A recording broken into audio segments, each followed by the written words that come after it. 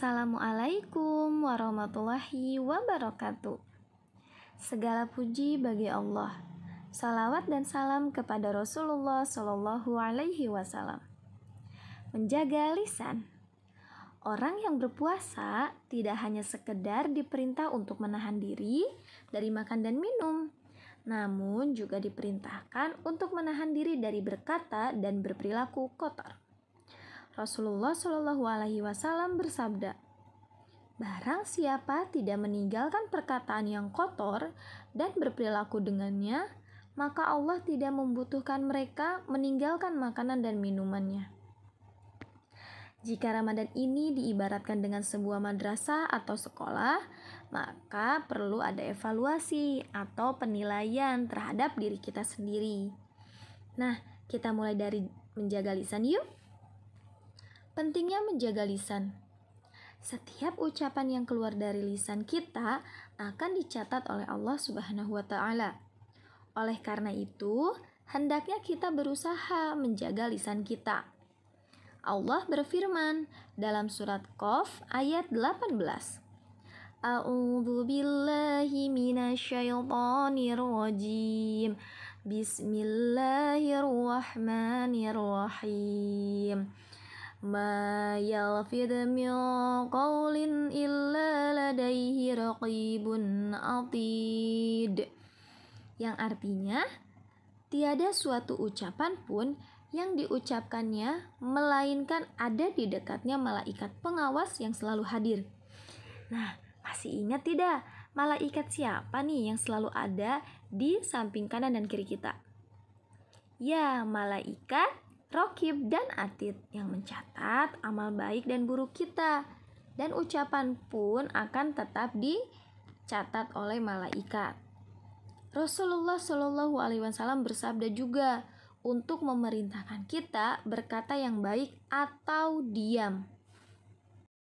Beliau bersabda, "Barang siapa yang beriman kepada Allah dan hari akhirat, maka hendaklah ia berkata baik atau diam." Nah, jadi kalau kita sedang tidak bisa berkata yang baik, maka hendaknya kita diam. Karena dikhawatirkan apa yang kita ucapkan itu adalah perkataan yang kotor dan dapat menyakiti sesama muslim atau orang lain. Di dalam beberapa hadis, Rasulullah SAW juga memperingatkan bahwa seseorang dapat terjerumus ke dalam api neraka disebabkan karena lisannya. Beliau bersabda dalam hadis yang diriwayatkan dari Tirmizi, "Sesungguhnya ada seseorang yang mengucapkan sebuah kalimat yang mana ia anggap biasa, tetapi karenanya ia terjun selama 70 tahun ke dalam neraka. Nauzubillahi min dzalik." Dahulu para salafus shalih sangat takut dari penyakit lisan ini. Umar bin Khattab radhiyallahu an berkata, "Barang siapa banyak bicara, maka akan banyak salah. Barang siapa banyak salah, maka banyak dosanya. Barang siapa banyak dosanya, maka neraka lebih utama." Di antara penyakit-penyakit lisan ada 7.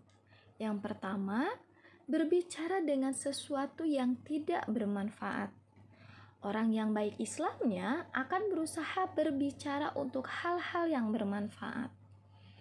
Kedua, membicarakan kemaksiatan dan kekejian sehingga menyebar di tengah-tengah manusia. Ketiga, suka mencela dan melaknat. Keempat, yaitu banyak atau bersenda gurau atau bercanda. Nah, bercanda ini yang dilakukan secara berlebihan atau terus-menerus. Ini adalah perkara yang terlarang. Adapun candaan yang memang sederhana dalam batasan yang normal, maka itu tidak apa-apa. Yang kelima, yaitu mengejek atau merendahkan orang lain, mencari-cari kesalahan dan kekurangan orang lain, kemudian menjelekannya. Astagfirullah. Allah berfirman dalam surat Al-Humazah ayat 1, Wailul likulli humazatil lumazah. Kecelakaanlah bagi setiap pengumpat lagi pencela. Astagfirullah, na'udzubillahi min dzalik. Penyakit yang selanjutnya yaitu adalah ghibah atau menggunjing atau membicarakan kejelekan orang lain. Ghibah adalah termasuk dosa besar. Rasulullah Shallallahu Alaihi Wasallam bersabda, waspadalah kalian dari ghibah, karena ghibah lebih dari zina. Sesungguhnya seseorang melakukan zina kemudian bertaubat, maka Allah menerima taubatnya. Dan sesungguhnya seorang yang melakukan ghibah tidak akan diampuni sampai dimaafkan oleh yang digibahi. Penyakit lisan yang selanjutnya adalah namimah atau mengadu domba. Rasulullah Shallallahu Alaihi Wasallam mengabarkan tentang seseorang yang diazab di kubur karena namimah. Beliau juga mengabarkan bahwa orang yang melakukan namimah tidak akan masuk surga. Dalam hadis riwayat Bukhari dan Muslim, tidak akan masuk surga tukang mengadu domba. Itulah beberapa penyakit lisan. Nah, semoga kita semua dapat menjaga lisan kita agar kita terhindar dari segala keburukannya. Yuk kita menjaga lisan kita, berbicara yang bermanfaat, berbicara hal-hal yang baik, dan tidak sampai untuk melukai orang lain.